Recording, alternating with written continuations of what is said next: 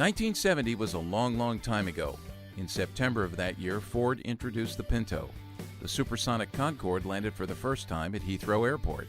The first New York City Marathon was held. Both the Mary Tyler Moore Show and Monday Night Football premiered. And along with all of that, I was 14 years old and starting my freshman year of high school. That was also when a new youth pastor showed up at our church. 51 years have passed since the day I met Phil Douglas, and I'm really excited to reconnect with Phil all these years later to talk about life and ministry on this special episode of Youth Culture Matters.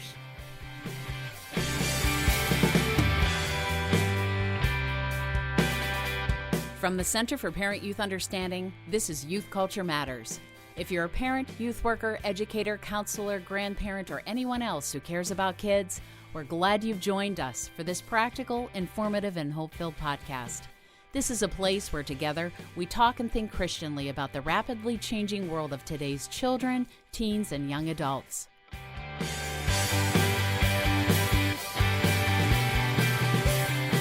Well, this episode of Youth Culture Matters is going to be really fun, at least for me, because it's a day where I get to reconnect with someone who's had a pretty profound influence on my life.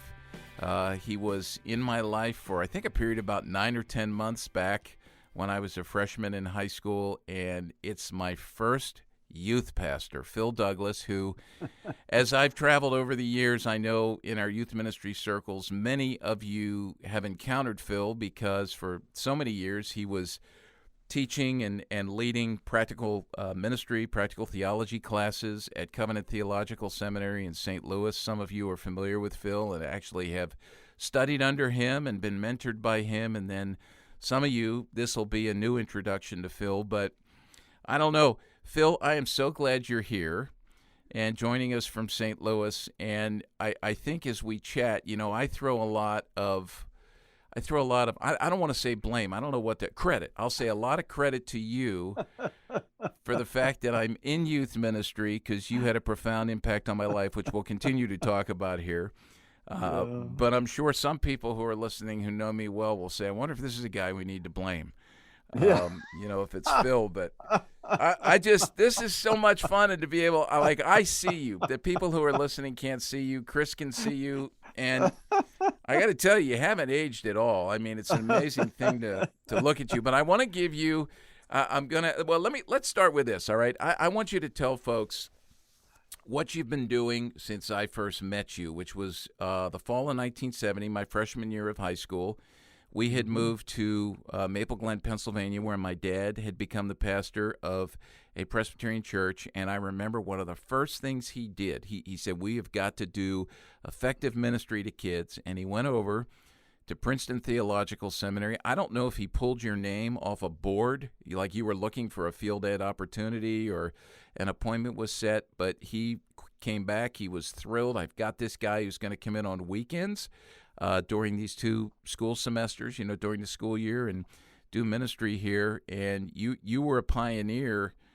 You know, those were the early days of youth ministry, and those were the first days of youth ministry at Supply. We'll come back and talk about that, but I want to have you tell people what you've been doing since then, because to me, it's exciting. Yeah. Well, I think it was just a work of God that I was linked up with your dad, because as soon as I got to Princeton Seminary, I got in with a group of brothers because Princeton was a pretty hostile place, actually. And so I developed a friendship with about 6 or 7 fellows. We would have dinner together in the cafeteria every night. But they persuaded me to go over with them to Princeton University to do college ministry. But after about 2 or 3 weeks, this would have been about the middle of September of 70, it was apparent to me that we had enough ministry guys over there. And so I went to the office there at the seminary and asked if any churches were looking for interns. And so they connected me with your dad. And I thought, Well, this is terrific. It's only a 50-minute drive over to Maple Glen, and I really liked your dad. Always did. He was he was just kind of a hero to me, and so that started me going every weekend, as you said, over to Maple Glen, and gasoline was inexpensive. It was 28 cents a gallon. By the way, that guy who was a hero to you, I remember he brought this up all the time that talking about gas, because he kind of lived and died with gas prices, if you remember how frugal he was. And I remember he's always corrected me. He said, I remember the conversation I had with you when I said gas was going to hit $1 a gallon, and you said that would never happen. And I'm telling you, every time I go to the gas pumps now, I think about him in that conversation. One of the many, many times he was right and I was wrong. But go ahead. Oh yeah. Well, I was blessed with a 4-year-old Pontiac Firebird. I don't know if you remember that. Oh man, I was going to get to that. That was like great. Convertible, right? No, it wasn't a convertible. I thought it was a convertible. No, but yeah. So that's what I drove over to Maple Glen every weekend, and your dad had set it up with me to stay with a family in your church, and their youngest child had gone off to college, so they had an extra room, and so it worked out really well. I enjoyed the drive. So just like you said, it was every weekend. And your dad paid me $25 a weekend. He probably thought that's too much, Phil. Yeah, knowing him, yeah, he was generous. I know, it's true. But it worked out okay when you're talking about gasoline at 28 cents a gallon. $25 went a long way. Yeah, this of course was 50 years ago. So yeah. That's the way it was. But I've always thought it was providential that I got linked with your dad, because I always liked him a lot, and a fine preacher, just a fine godly man. And I enjoyed the way that he related to your mom and to you and your two brothers. So that meant a lot to me. So, I've got to tell you this story. Oh boy, here we go. Yeah. I was trying to save as much money as I could, so I'd always cut my own hair. And I sort of remember this. Yeah. And so I had this sort of razor type thing. And so I did okay cutting the top of my head and the sides, but I couldn't see the back of my head. So I ended up shaving this huge swath that where I was pretty much bald in the back of my head. And so I made the trip over to Maple Glen, walked into your house there, and your dad took one look at me and just burst out in uproarious laughter. And I didn't know what he was laughing about until he took me to the mirror and showed me what I had done. And so happily, your dad was an experienced barber. He always... That's questionable. That's questionable. We'll talk about that. But he always cut your hair and your brothers. And torture. And so, yeah. And so he shaped it so I didn't look completely ridiculous. So, but he was always very kind to me, and so I just appreciate the memory of him, really. So after you graduated from Princeton, talk a little bit about your journey and bring it around to where you sit now. Yeah, sure. Well, it was your dad that linked. Well, I met Rebecca down because I did an intern year. That's why I was only 1 year at Supplee. And I did an intern year with this group. It turned out to be 11 of us working with the National Prayer Breakfast. And so I met Rebecca because she was ministering with Young Life and then with the Prayer Breakfast people. And so we became great friends, and I dated. Well, it was over the summer of the summer of 71 and into 72. And then we got married September of 72 to go back for my second and third year of seminary. And so I finished at Princeton, which again was a real challenge for me because I was right in the middle of the Vietnam War, and a lot of my classmates were draft dodgers and really not serious about the Lord. And a lot of my faculty actually were not really that serious about the Lord. And so it was a very trying several years at Princeton. And so I graduated in 74, and your dad linked me with Graham Smith. Oh, yeah. Who was pastor. He's passed on now, but he was pastor at Fairlington Presbyterian Church in Northern Virginia. It was about 4 miles south of the Pentagon. And so my job description was about 40% of my time working with the kids, about 20% visiting people in the church, 20% evangelism, and 20% preaching, mostly in the evening service. And so, but those were very, very important, difficult, but important years, learning a lot of the nuts and bolts, ups and downs of vocational ministry. But then, after 5 years as an assistant pastor, when I was 31 years old, I became intrigued by this new denomination, Presbyterian Church in America. And because our presbytery had just ordained a fellow who denied the deity of Christ. And I thought, well, I'm not sure I can hang in with Peace USA.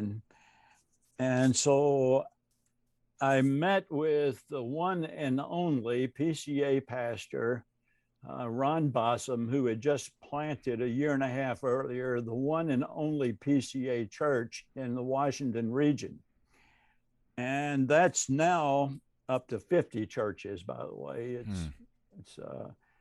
And he told me about 6 families out on the western growth edge of Washington, an area called Gainesville, Manassas, Warrenton.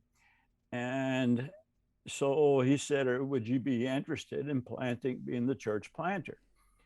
And I said, yeah, that sounds great. He took me out there. It took Rebecca and me out to meet them.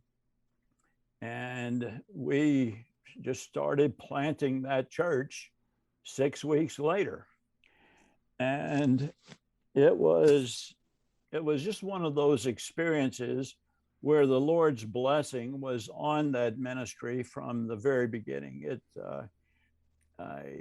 We just had a lot of growth, both numerically but spiritually, and we were able to plant a couple of daughter churches, and I just fell in love with church planting, evangelism and church planting. And so that got the attention of Paul Koistra, who was the new president at Covenant Seminary, because Paul wanted to have Covenant be a place where church planters could be trained. And so he invited me to come and join the faculty, and so that was 35 years ago, and we've trained and sent out 300 church planters now into the PCA. And so it was just something the Lord wanted to have happen. And so he worked in Paul Questra's heart and my heart and my wife's heart, and because she has been a terrific mentor to student wives all through the years. And so, but then when I turned 70, which was 3 years ago, I moved to emeritus status here at the seminary and became the director of church planting for Missouri Presbytery. And so I recruit and train church planters for this whole eastern part of the state. And so that's what have been doing, and I continue to do and hope to do the rest of my life. Yeah.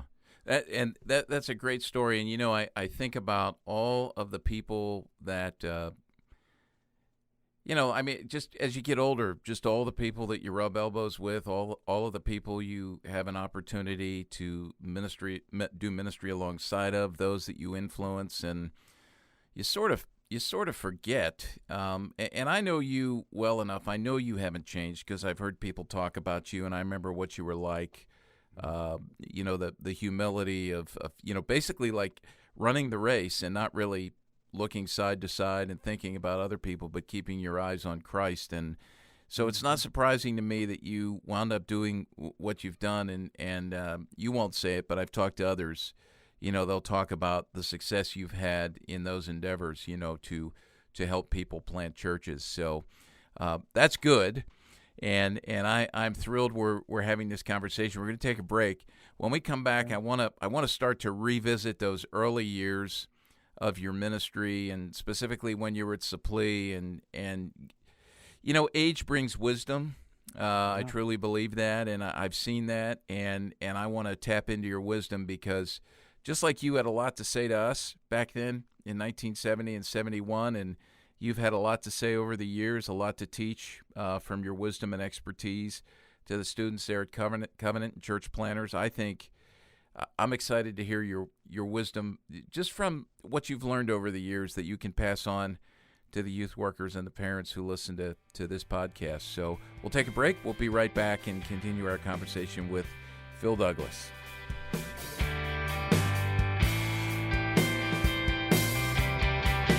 Tens of thousands of kids have been trained by their parents and youth workers to think Christianly about music and media with our How to Use Your Head to Guard Your Heart 3D guide to making wise media choices.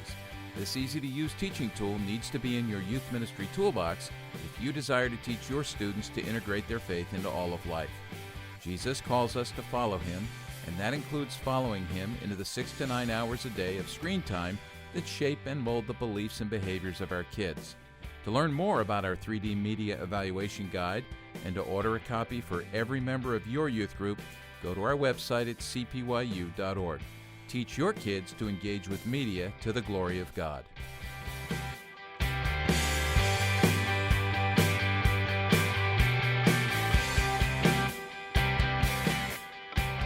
Well, I don't know if those of you who are doing youth ministry can imagine what it's like, 50 years from now to reconnect with one of your students that you're ministering to today. But this is actually happening right now on this podcast as my 65-year-old self is going back to my freshman year of high school outside of Philadelphia, Upper Dublin High School, and being in the youth group, new to the area, at the church my dad was pastoring, Supplee Presbyterian Church. And if you listen to the first part of this, you heard from Phil Douglas, who was that young youth worker. How old were you, Phil? I was 22. 22, and he shows up weekends. He's working with us as an intern, a student intern.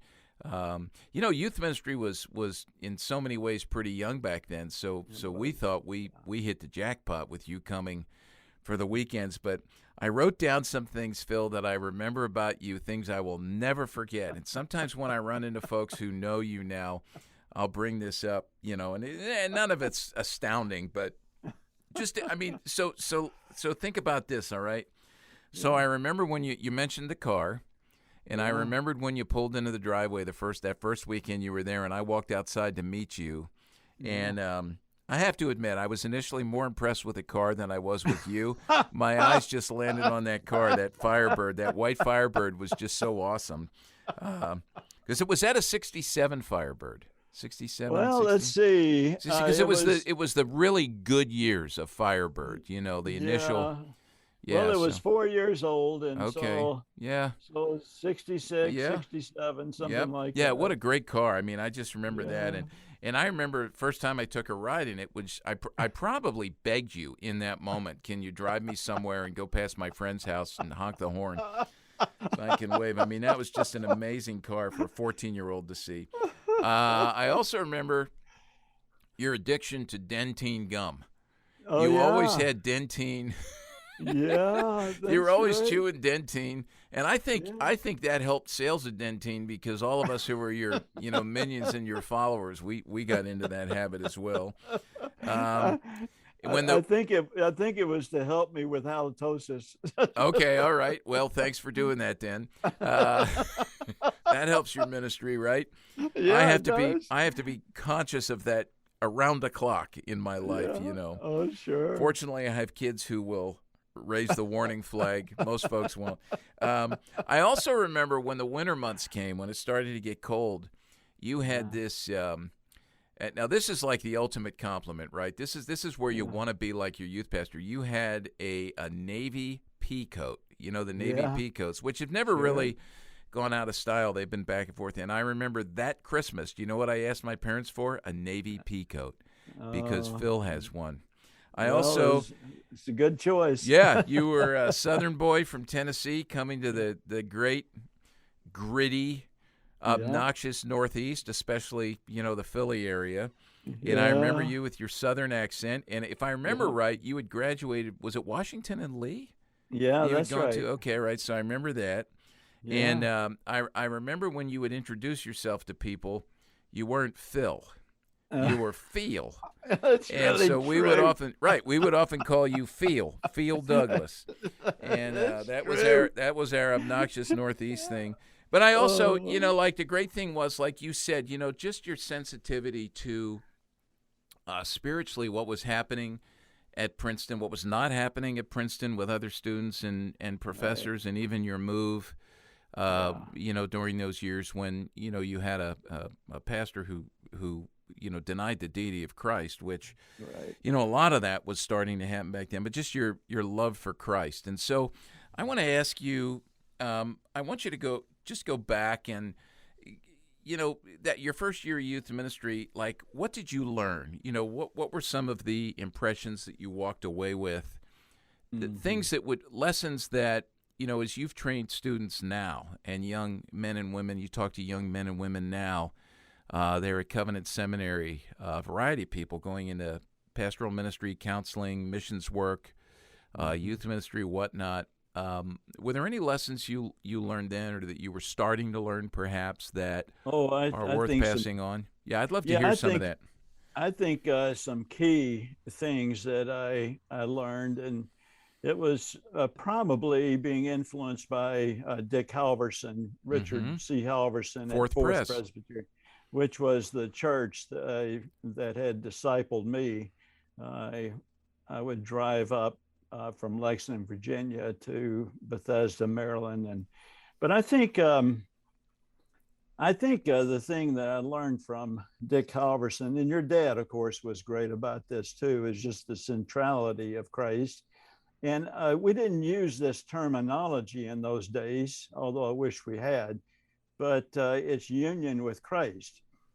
Even though that's in our confession, it's, of course, Christ and his, all the times that the Apostle Paul speaks of being in Christ, with Christ, by Christ, through Christ. I counted it up one time, and it came to 222 times just in his 13 epistles. And I think that I was trying to communicate awkwardly, I think, to the kids. I think another lesson that I was conscious of in those days was that the kids weren't going to grow any more than I was growing at the time.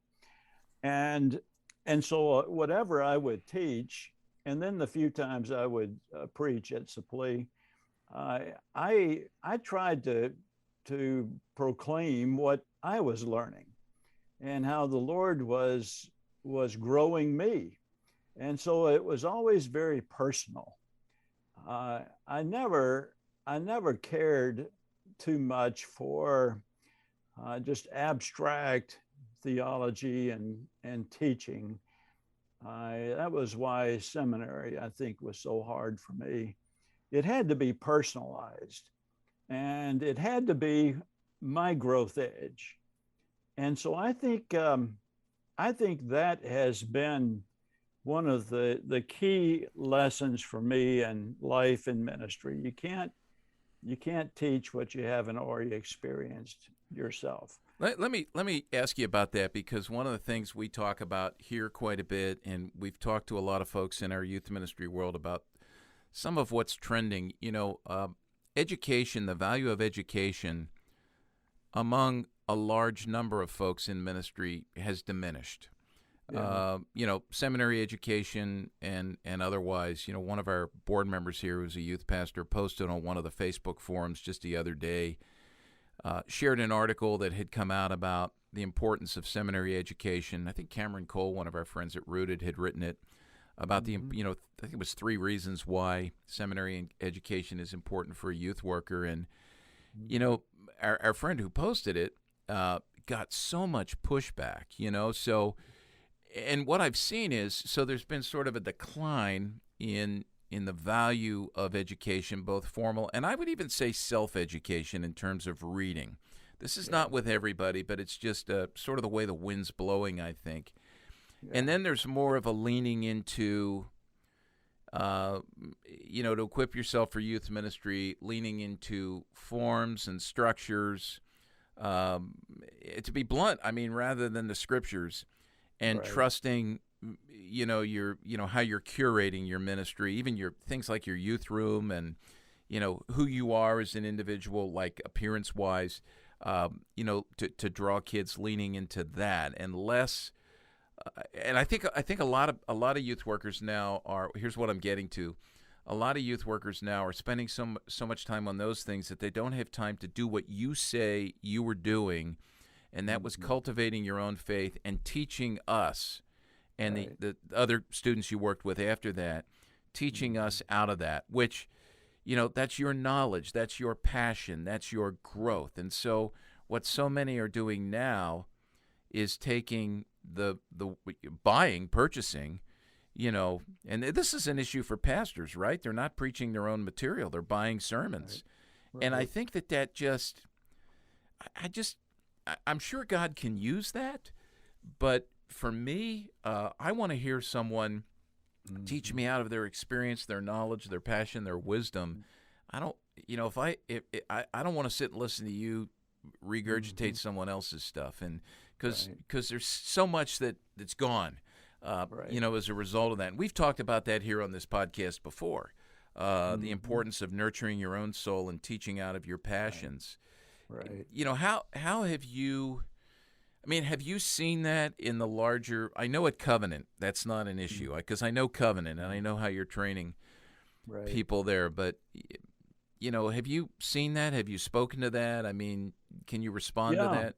Well, I think one of the great blessings in my life has been Covenant Seminary, because I've been able to see up close and personal what a really good seminary is.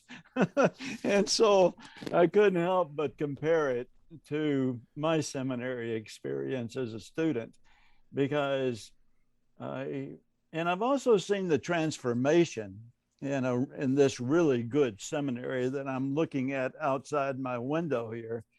Uh, in terms of the faculty that we've brought on, and how 35 years ago it was not personalized. It was very it was just dealing with the intellect, which is important, of course, but to see this ministry here transformed by mostly through three really good presidents we've had in a row, and Mark Dalby, your friend, is the third.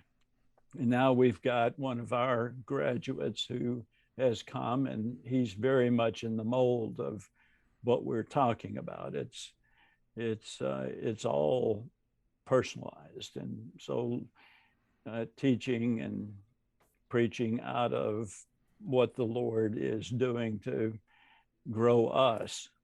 So I'm a big fan of seminary. I've stuck around here for 35 years, so you would think I am. And so I am sorry that what you said, of course, is true, especially youth workers just don't see the value. Yeah. Let me shift gears here a little bit and go back to your 9 to 10 months with us at Supplee. There came a day when you left. Yeah. And I remember that. It was very sad. It was sad for us because you were highly relational. You spent time with us. You came in Saturday afternoon. You were with us Saturday nights. And then you were with us all day Sunday. You would head back over across state lines to New Jersey on Sunday evening after we had youth group. When you left, did you feel like you had accomplished anything? As you thought about your 9 months there, talk a bit about that, because I know a little bit about that, what was going on in your mind, but I'd love to hear you talk about that, and let's unpack that just a little bit. Yeah, no, I chalked up that those 9 months to failure on my part. I really could not see, I really could not see spiritual growth in the students. And there were, my memory is there were about 10 students during that 9 months.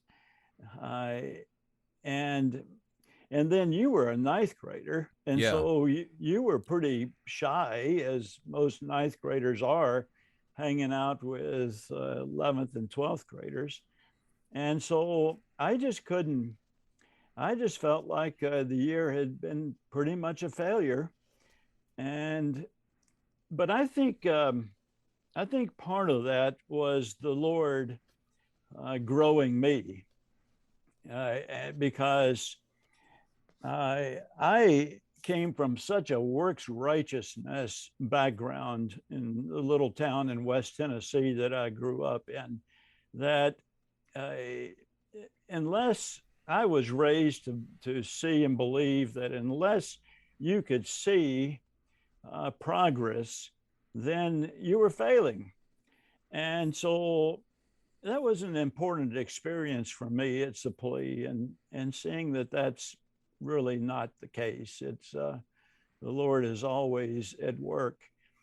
In fact, I went on your website, and you had a great quote, and I forget who it was by now, but it was. Let's see if I can recall that one. You can only see clearly backwards, not forwards. Yes, it's like God's providence, right? Yeah, it was John Flavel, and he said that God's providence is like reading Hebrew. Yeah. Right? You have to read it backwards. I thought that was, that is just, when you're going through it and you're looking out the windshield at what you're in the midst of and is happening. I always felt this about my life. Yeah. You're going, what in the world? Especially difficult times. And I'm sure that was difficult for you back then. We weren't the easiest bunch of hoodlums back there, those suburban Philly kids. And, but then you look in the rearview mirror, right? And, I've had the chance to do that. I'm old enough to do that now. And And Sure. and by the way, the rearview mirror reminds you of things that you never should ever have done and you don't want to do again. But it also shows you how God, has worked even through those things. And so when I remember back, I think your memory has failed you. There were more than 10 because I can start Okay. naming people, and it was Okay. a growing group. Yeah. And I remember, so maybe there were 20 to 25 who would meet, and Okay. so I think about some of the folks who were in that group who I've stayed in touch with, who were heavily influenced by you, who have also gone into full-time ministry. Now Wow. that's not the mark of a successful Sure. youth pastor. Sure. But there are people who are not in youth ministry who are living their faith with their children and their grandchildren. Yeah. And, someone once said sound travels slowly, which you tell a kid when they're 15, they don't hear till they're 25. That's a good family rule, right? And I think it's the same for youth ministry. And, so Phil, I remember my dad telling me after you left that I believe you were in tears, if I'm Yeah. not mistaken. And Yeah. you let him know that this was, from your perspective, an absolute utter failure. And you Yeah. probably took a lot of blame on yourself, which you shouldn't have. But, Yeah. I remember him saying to me, that's what Phil believes. I don't believe that. I think Phil's wrong. I've seen the impact. And it Yeah. was a rough group because that particular church, when my dad came, would have been much more like what you were experiencing across state lines at Princeton. Yeah. And, he comes in and he starts to preach the gospel. And we had a lot of kids in that youth group and a lot of kids who were showing up from the area who they Hmm. had no history at all of any Right. spiritual nurture in the home or in the church.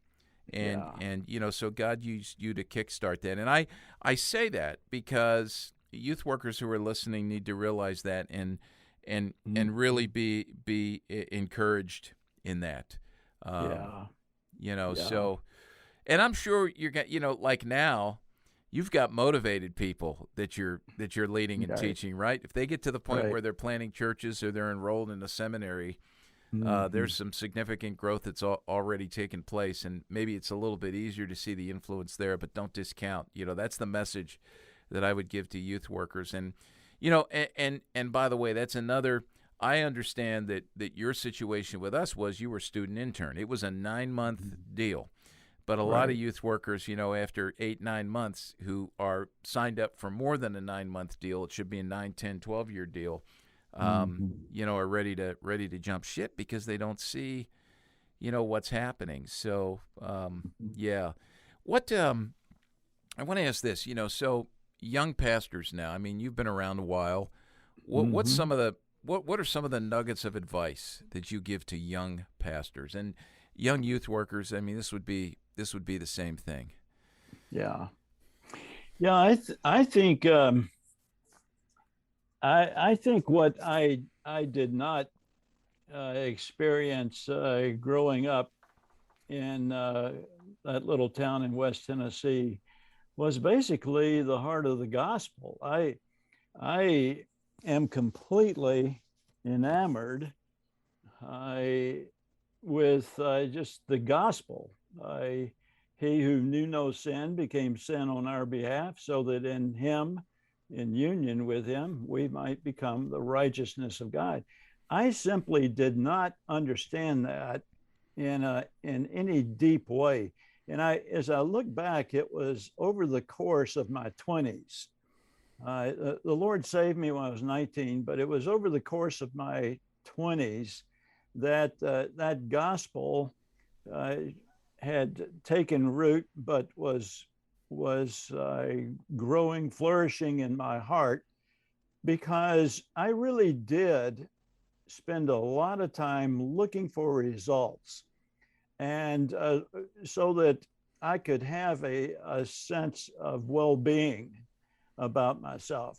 And so I was dependent not on what God was doing, but what I was doing Mm. for my own righteousness and for my own acceptability.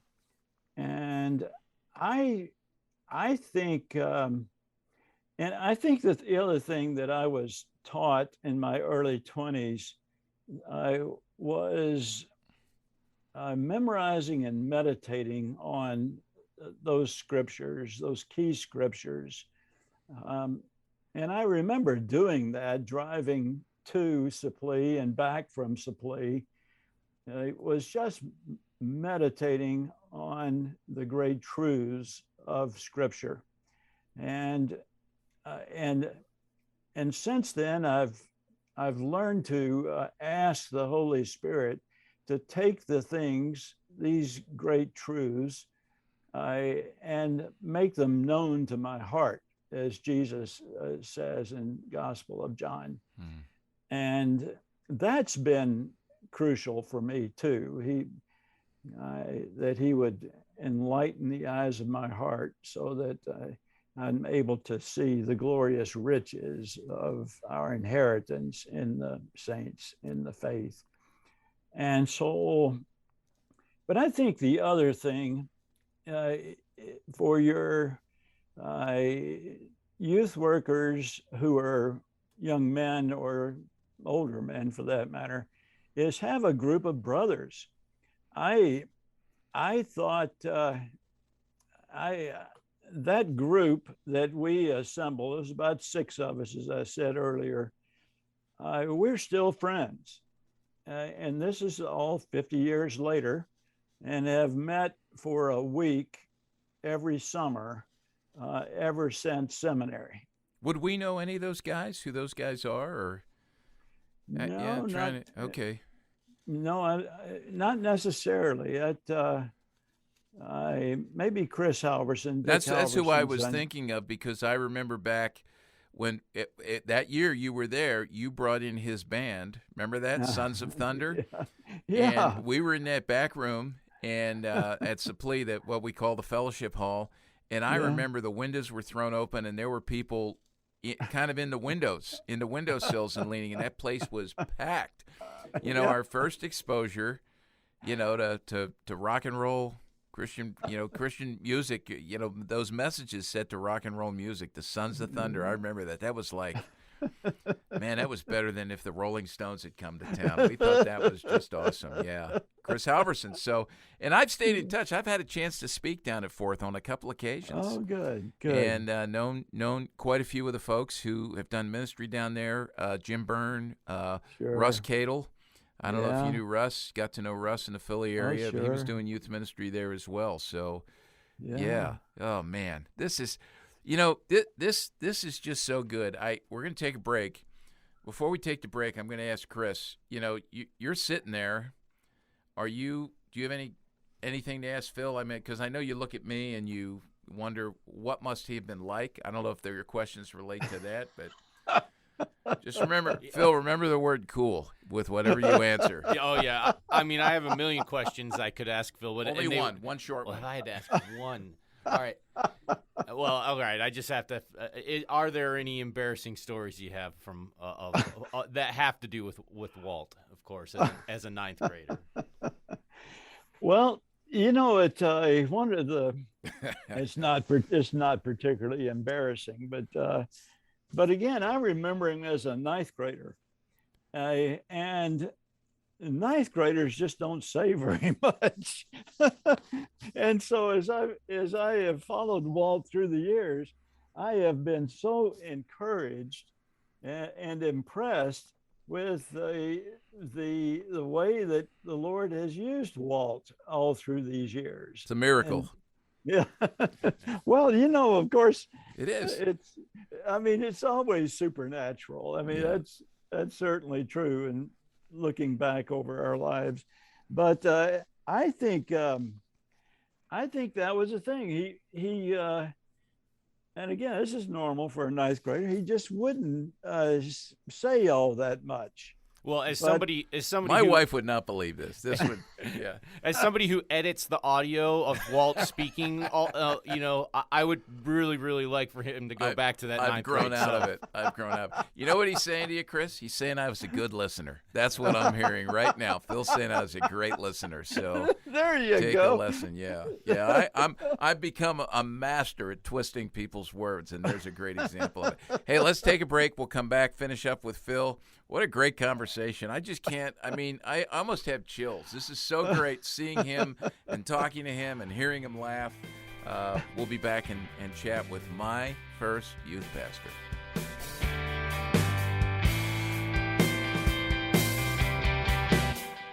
Hey, youth workers, I want to let you know about a podcast resource we've recently launched here at CPYU that's just for you.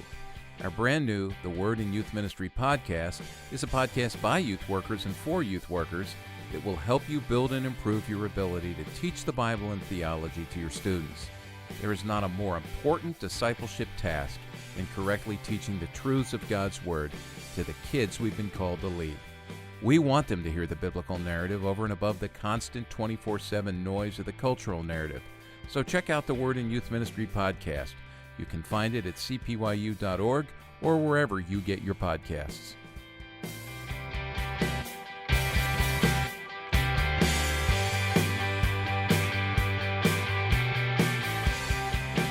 Well, as we turn the corner and finish up this conversation with my friend and influencer and mentor and youth pastor, Phil Douglas, which, by the way, Phil, you know, your words just didn't last for 9 months. I truly mean this. They've echoed, you know, for years. One of the reasons why I jumped into this world of youth ministry was, you know, I saw what you did. Now, my dad used to say to me, you just wanted to get paid to play. And I had to explain to him, no, there's a lot more to youth ministry than that. But he used to joke with me about that. And it's, you know, so you know, I again, this is the influence people have on us, and I would put you in that camp of my great influencers. I pulled the other day.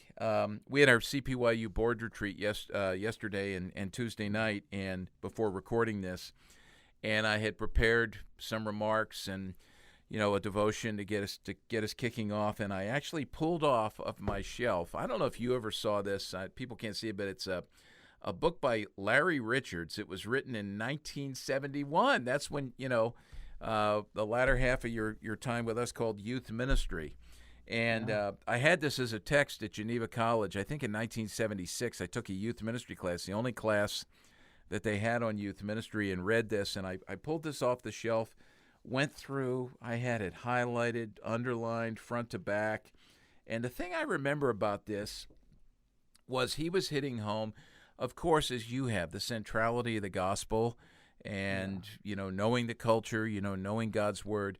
But the one phrase that comes back over and over to me is people, not programs. People, not programs. And I remember, you know, that was the essence of your ministry with us. Of course, we didn't have any money or space for programs back then. We were just people gathering together, so we were kind of forced into that. I sometimes wonder if the great blessing of technology and all the finances and the, you know, the capital, you know, that we have to that we curate, you know, to create youth ministry space and programs might not be counterproductive because we get so wrapped up in that. But that people, not programs, that really hit me. By the way, I was thinking when you talked about your drives to and from Supply and Scripture, correct me if I'm wrong, when you said that, I think I remember seeing somewhere in your car little Scripture cards, little Scripture memory cards, like Navigators maybe, or... Yeah, no, I would type them out myself. Yeah. And I would tape them to the console of my Firebird. Okay. So that was like the early. So that was a big deal, still is to me. Yeah. I just memorizing and meditating. Yeah. That has continued to transform my life, and spending. I start every morning listening to different podcasts. I'm really into Tim Keller these days, and who is a friend from way back. But I think the other thing I spend a lot of time doing is trying to discern what are the deficits in my life and in ministry. Where are the idolatries in my life? And then I spend the first part of every morning looking up on my Logos software what all the passages that have to do with that particular idol. And I, well, for instance, I've been going through the 9 fruit of the Spirit. And so I just type in joy of the Lord in us, because that's always been a deficit in my life. The love of the Lord for us, and his patience towards us. And so rather than focusing on how much joy do I have, it's more how much joy does the Lord have in me and in us. And so I've got a lot of passages on that I ponder and go back to continually. And that's, I think for me, that's been at the core of a spiritual resiliency that has sustained me and strengthened me through all the ups and downs of life and ministry. Yeah. Well, that's sort of a good launch point for me to ask this last question, because you've shared with us, one of your habits, and I truly believe. I mean, we learn this. Science shows this now, which is great. Common sense should convince us that our habits form us, or our habits deform us. Our habits shape us, or our habits misshape us. The habits we choose, the habits we don't choose. All of that. What would you've mentored so many over the years, and again, I count it a blessing to have to be sort of in the front of that line, right? So I can think back to that. Right. What would be? Let's just say you've got a captive audience now of not just youth workers, some younger youth workers. There's parents listening as well, and there's pastors who listen into this podcast. Give us, beyond what you just shared, which is very practical, maybe a couple more, some must-do personal habits that we should not be compromising on. Yeah. Well, when you talk about personal habits, I do think in practical terms, I think what is very precious to me is that my wife and I, Rebecca, will be married 50 years this next year. And starting every morning off, just having a good chat with her and talking about whatever she wants to talk about. I don't really talk that much. I just listen, which is it's not hard for me to do because I like her an awful lot. And so, but that's important for me, but it's also really important for her. And so again, after almost 50 years, I just love her and appreciate her more than ever before, and that continues to grow. So I think that's a very important habit. And I find also that if we don't do that first thing in the morning, it doesn't get done. I'm not one of those guys that, and we do, last thing we do at night is pray together. But if the really important things, if we don't start the day with them and devotions and chatting with Rebecca, then just all the challenges, responsibilities of the day crowd in, and we just never get it done. So that's a habit that we have had over the years. Oh, that's awesome. And for those who are married who are listening, I think it's always been this way, but it seems like this season of ministry, the last few years, we've seen more high-profile, marriages end.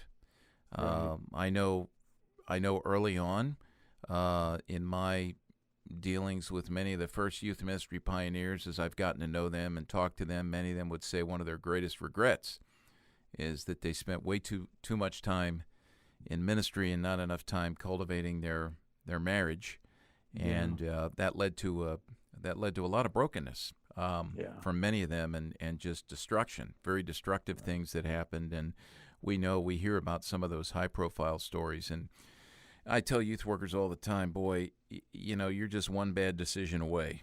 It's really true. We know that in ministry, and it doesn't matter who we are. So that's good. Anything else you'd say? I mean, let me ask you this. Let me end with this. What would you said 73 now? Would your 73-year-old self, if we could rewind the clock here and we were in a room together and you were 22 and I was 14, and I was saying absolutely nothing, as you've said that I did. Which, that's actually, you're teaching me a little bit more today, because I don't remember being, I get it. I remember being just like deer in headlights with all those older folks, and being new to that community. But what would you say to what would your 73-year-old self say to your 22-year-old self? Yeah. It's a great way to end. Yeah, it is. Well, again, I was raised in such a works righteousness culture in West Tennessee that has created a lot of anxiety, just countless times for me over the course of my life and ministry. And I think I would talk to myself about, well, again, the gospel and my acceptances in Christ. But I was so eaten up with performance-based acceptance that I was accepted only to the degree that I could perform. And of course, that's just, that's so anti-gospel. And I remember reading in a commentary, James Boyce, on John, what he had to say in John 17, Jesus' high priestly prayer, that that God loves and accepts us to the same degree and just as much as he loves and accepts Jesus, his own son. And the first time I read that, I was floored.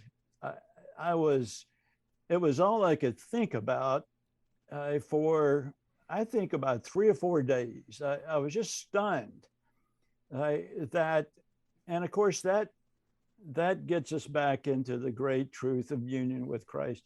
But I think that's what I would have said to myself. But of course, I didn't know that. Right. As a 22-year-old. But that's what I would have focused myself on. That's awesome.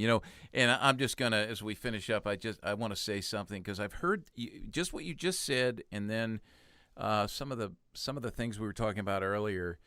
In our youth ministry world, and this really is a challenge to youth workers. Phil's talked about being gospel centered, and I fear that much of our teaching, even from the youngest ages in Sunday school and such, and a lot of the curriculum we use, and we really have to learn to be discerning on this. It's well-intentioned. It engages with the Bible, and we think that it's really, really good because there's a lot of Bible stories, but it's more human-centered and moralistically based, moral lessons. Right. And I've become more aware of that as I've gotten older, and I think we really need to step back and examine that, because, even as Phil's talking here over the course of his life, being a follower of Christ, transformed by Christ, finding his identity in Christ, being gospel-centered, you hear how some of that comes back. The echoes of that, it comes back. And so that's really a good word from you, Phil, and I appreciate it. I realize here as we end this, I've been learning from you now for 51 years. And today I had a chance to sit at your feet again, and I'm thrilled that we were able to invite others in to do the same. So, man, God bless you. Thanks to you for all you've done in so many lives. Again, I mean, I'd love to talk to you sometime about, as your boat sailed on, some of what you left in the wake by the grace of God. That's been really beautiful, and I can speak to it from my life, and I know for some others as well. So, yeah, thank you. This is great. Well, this has been great. Thank you. This has been a lot of fun. Good. A lot of good reminiscing. Yeah. Well, and man, I wish my dad was here to hear this. Yeah. But I think he knows. He knows. Sure. He knew all this, and Sure. just it's not surprising to hear about the influence that he had as well. That warms really my cool. heart Yeah. quite a bit. So, well, thanks, Phil. Blessings Okay. on you as your ministry continues, and I'll remind everybody who's listening. Everything that Phil mentioned, he talked about Tim Keller's podcast and James Boyce's commentaries. I'm going through his my daughter and son-in-law gave me his 4-volume set on Romans, which is just phenomenal. And we've got a group of people going through his devotional right now, Come to the Waters, his daily devotional. Boyce is great, and Phil's mentioned others as well, Covenant Seminary. Chris will include on the player on our page at cpyu.org for this particular podcast, links to everything. And we'll even I'm going to look for that picture I have of you and me in the front yard. If we can find that, we'll put it up there. It's somewhere. I can see it right here. Too bad I can't draw it, but we'll get that out there. And then also, for those of you who are listening, if you would, leave us a good review, share the podcast, subscribe to it. That's helpful. So it's word of mouth that gets things out there. So thanks so much, Phil. God bless you, Chris. Thank you. Thanks. Thank you. Yes. It's All right. been a wonderful time. Yeah. Hey, have a great day. Blessings to all. Okay. We'll talk to everybody on the next episode of Youth Culture Matters. Thanks for joining us for Youth Culture Matters, a podcast from the Center for Parent-Youth Understanding. If you'd like to learn more about today's youth culture, visit our website at cpyu.org. And if you have any questions, comments, or feedback, email us at podcast@cpyu.org.